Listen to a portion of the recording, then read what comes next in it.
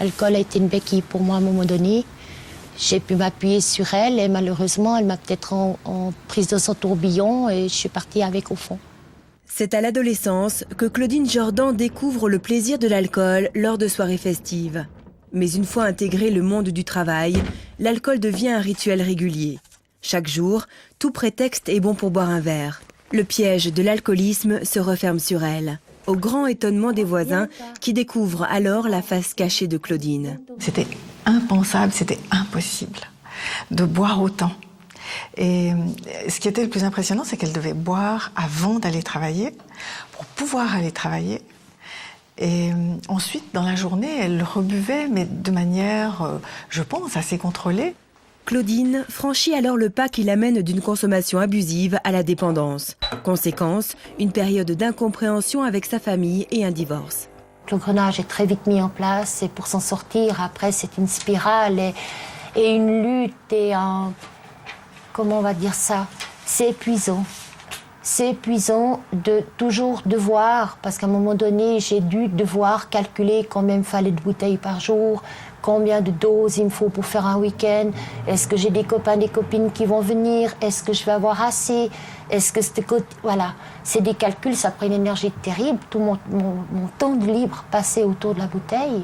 Janvier 2003.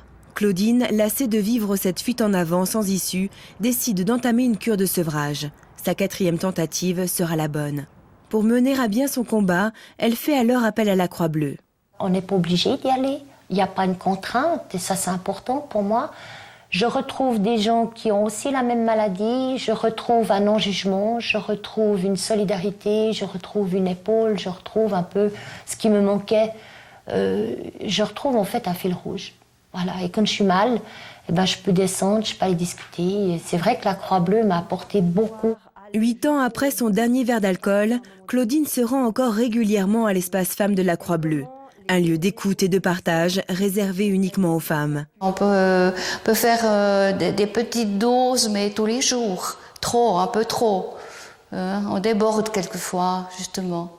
En tout cas, pour moi, de temps en temps, je débordais. Et c'est là qu'il y avait cette souffrance. Le fait de savoir que d'autres personnes, d'autres femmes ont été confrontées à ce problème aussi, permettent peut-être de se découvrir davantage et puis de peut-être supprimer, enlever certains tabous qu'elles peuvent avoir là autour. En tout cas, baisser la honte, la culpabilité, aussi en lien avec leur côté de mère, fille, femme, dépendante.